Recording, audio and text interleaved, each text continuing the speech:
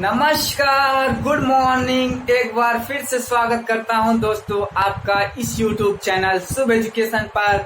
और दोस्तों आज की वीडियो में हम जानेंगे कि गोली दर्पण का हमारा रेखीय आवर्धन क्या होता है, किसे कहते हैं। तो रेखीय आवर्धन की बात हम करते हैं। जैसे मान लीजिए ये हमारा एक अवतल दर्पण है। इस अवतल दर्पण के सामने एक हमारी AB वस्तु रखी है। इस AB वस्तु का जो रखा है वो हमारा वक्रता केंद्र और अनंत के बीच में रखी ही है। तो वक्रता केंद्र अनंत के बीच में रखी हुई वस्तु का प्रतिबिंब हमारा फोकस और वक्रता केंद्र के बीच में बनता है। तो ये हमारा AB का A' प्रतिबिंब बना है। तो अगर हम इस प्रतिबिंब की लंबाई की बात करें और इस वस्तु की लंबाई की बात करें तो इन दोनों का जो अनुपात होता है वही हमारा क्या होता है, गोली दर्पण का रेखीय आवर्धन होता है। तो रेखीय आवर्धन को हम यम से डिनोट करते हैं। यम को क्या डिनोट करते हैं, रेखीय आवर्धन।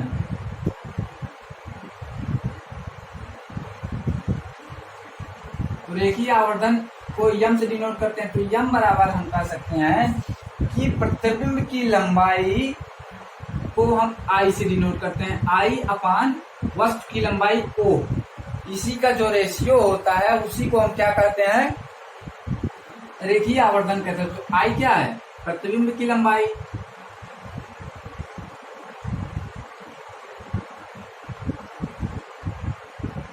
वस्तु की लंबाई,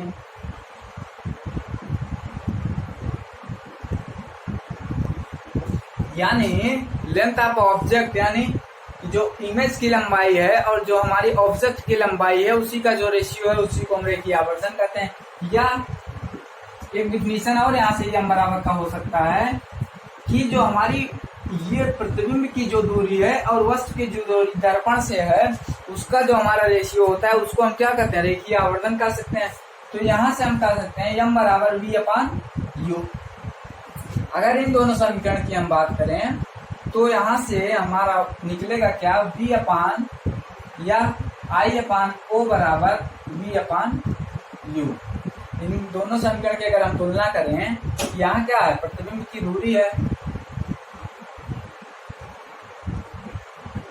ये क्या है, वस्तु की दूरी। तो प्रतिबिंब की दूरी और वस्तु की दूरी के अनुपात को हम क्या कहते हैं, रेखीय आवर्धन कहते हैं। यहाँ से हमको मिल गया I अपान O बराबर V अपान U। अब हम देखेंगे ये I अपान O बराबर V अपान U का जो फार्मूला है ये हमको इस दर्पण से कैसे मिलता है। तो चलिए देखते हैं ये हमको कहाँ से मिलता है।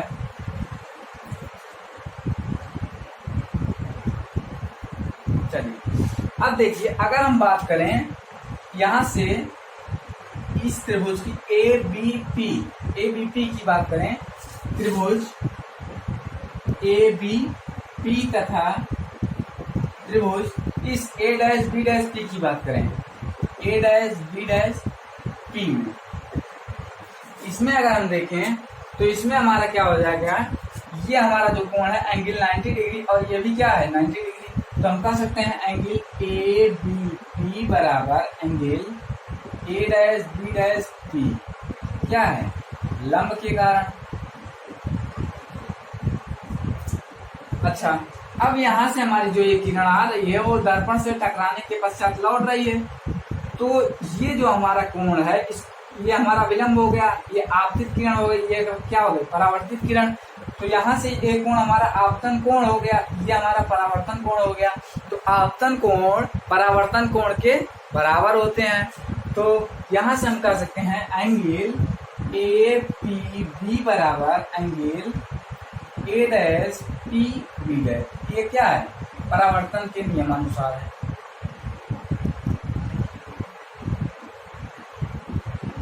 ये हो गया। अब बात कर लेते हैं कि हमारे दो त्रिभुज में दो एंगल बराबर हो गए। अगर किसी त्रिभुज में हमारा दो एंगल बराबर है तो वो क्या होता है, हमारे त्रिभुज दोनों आपस में समरूप होते हैं। तो यहाँ से हम कह सकते हैं त्रिभुज ABP समरूप होगा त्रिभुज A'B'P। ये दोनों समरूप हो जाएंगे और जब ये समरूप हो जाएंगे तो इनकी जो भुजाओं का जो रेशियो है वो क्या होगा, बराबर होगा। तो यहाँ से अगर इस त्रिभुज की बात करें, इस त्रिभुज में ये भुजा यानी ये जो हमारी प्रतिबिंब बन रहा है A' B' A dash B dash upon इस त्रिभुज में इस ए बी का जो रेशियो होगा वो यहां से इस त्रिभुज में बी डैश पी अपान यहां से बीपी इस रेशियो के बराबर होगा हमारा। तो अब हम देखेंगे यहां से क्या देखेंगे कि हमारा ए डैश बी डैश क्या है। ए डैश बी डैश हमारा क्या है, ये प्रतिबिंब की लंबाई है। तो हम इसको आई से डिनोट किए थे, तो आई अपान यहां से ऑब्जेक्ट की लेंथ यानी ओ हो जाएगा। आई अपान ओ बराबर B dash B dash B dash P क्या है हमारा, यहाँ से दर्पण से ये क्या है प्रतिबिंब की दूरी हो जाएगी। तो इसको हम बी अपान बीपी वस्तु की दूरी, तो यहाँ से यू करेंगे। तो यहाँ से हमको क्या मिल गया, आई अपान ओ बराबर बी अपान यू। यही क्या है, यही हमारा देखिए आवर्धन है। तो यहाँ से हम कोई देखिए आवर्धन का ये नया फार्मूला मिल गया। तो इसके बाद हम लोग देखेंगे कि किसी भी दर्पण की पहचान हम कैसे करते हैं, उसको स्पर्श करके। तो हम देखेंगे अब दर्पण की पहचान उसको। चलिए अब इसमें बात कर लेते हैं कि स्पर्श करके हम किसी भी दर्पण को कैसे पहचानेंगे। जैसे मान लीजिए ये हमारा कोई दर्पण है, हमको मिल गया कोई दर्पण। उस दर्पण को अगर हम स्पर्श करें, स्पर्श करने के बाद अगर हमको ऐसा लगे उसका तल जो है अगर हमको उभरा हुआ लगे, तल अगर उसका हमको उभरा हुआ लगे, तो उभरे हुए तल को हम क्या कहेंगे, यहाँ से उभरे हुए तल को हम कहेंगे हमारा क्या दर्पण है, दर्पण हमारा उत्तल दर्पण। अगर छूने के बाद हमको उसका तल उभरा हुआ लगे तो उसको हम कहते हैं उत्तल दर्पण, यानी तल जो है उभरा हुआ हो।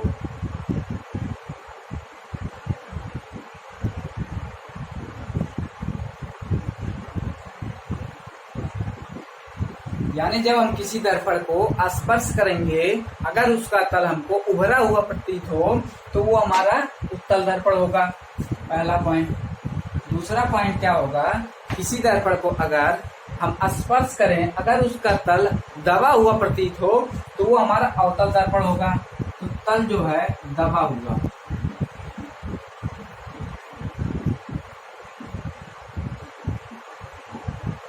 तो वो हमारा अवतल दर्पण होगा। क्या होगा, अवतल दर्पण। बात करते हैं समतल दर्पण की।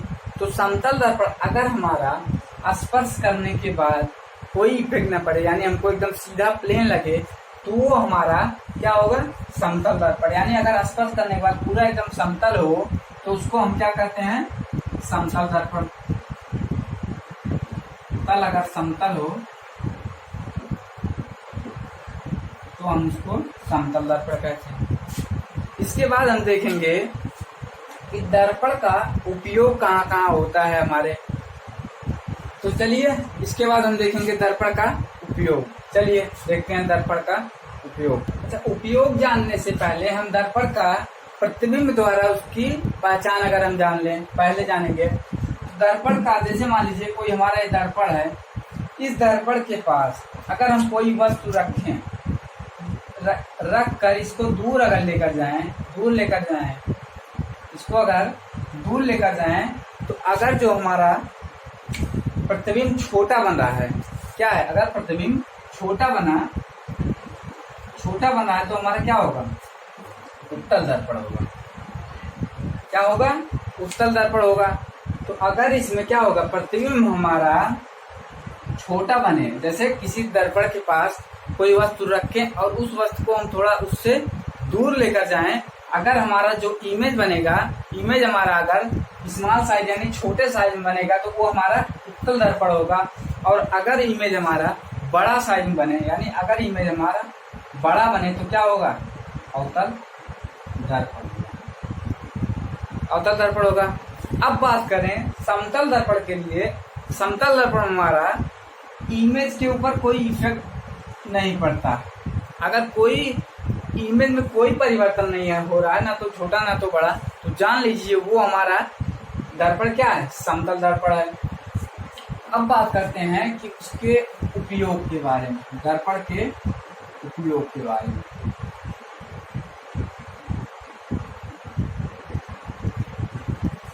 दर्पण का उपयोग हमारा कहाँ कहाँ होता है इसके बारे में अब बात करते हैं। इसकी पहचान तो हो गया। अब पहचान के बाद इसके हम उपयोग के बारे में जानेंगे।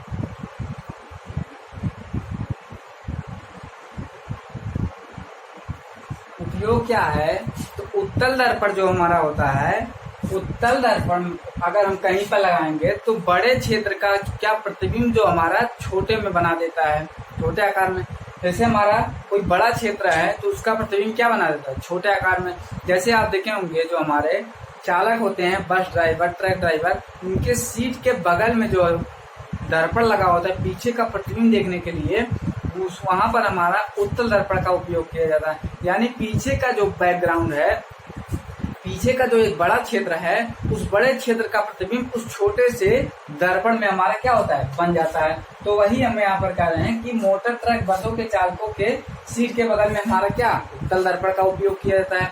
अवतल दर्पण का उपयोग कहाँ किया जाता है, तो अवतल दर्पण जो होता है हमारा किसी छोटे क्षेत्र का बड़ा प्रतिबिंब बना देता है। अवतल दर्पण बस क्या करता है, कोई छोटा क्षेत्र है उसका बड़ा प्रतिबिंब हमारा बना देता है। जैसे मान लीजिए हमारा जैसे कोई दाढ़ी वगैरह बनाने की जो दुकानें होती है, वहां पर दाढ़ी बनाने के लिए हमारे अवतल दर्पण का प्रयोग किया जाता है, ताकि उसके बाद जो हमारे डॉक्टर होते हैं नाक कान गला का जो आंतरिक इलाज करते हैं, तो वहां पर भी वो अवतल दर्पण का उपयोग करते हैं, वहां पर अवतल दर्पण का प्रयोग किया जाता है। आप देखे होंगे सड़क पर चलते हुए जो स्ट्रीट लाइटें लगी रहती हैं, उसके ऊपर भी हमारा क्या होता है, अवतल दर्पण। यानी जो छोटे आकार का प्रतिबिंब है उसको बड़े क्षेत्र में उसको कन्वर्ट कर देता है। जैसे यहाँ पर लाइट लग गई, अब ये जो लाइट है पूरा एक अवतल दर्पण जब यहाँ लग जाएगा तो ये पूरे क्षेत्र को यहाँ से कवर कर देगा। तो इसीलिए हमारा उसमें भी अवतल दर्पण का प्रयोग किया जाता है। तो चलिए बस प्रकाश चैप्टर यहीं पर समाप्त होता है। इसके बाद हम एक नया चैप्टर लेकर आएंगे, प्रकाश का अपवर्तन। उसके नेक्स्ट चैप्टर रहेगा प्रकाश का अपवर्तन, रिफ्लेक्शन ऑफ लाइट के बारे में हम चर्चा करेंगे और इस पर हम न्यूमेरिकल भी सॉल्व करेंगे। तो चलिए बहुत बहुत धन्यवाद ये वीडियो देखने के लिए। Thanks for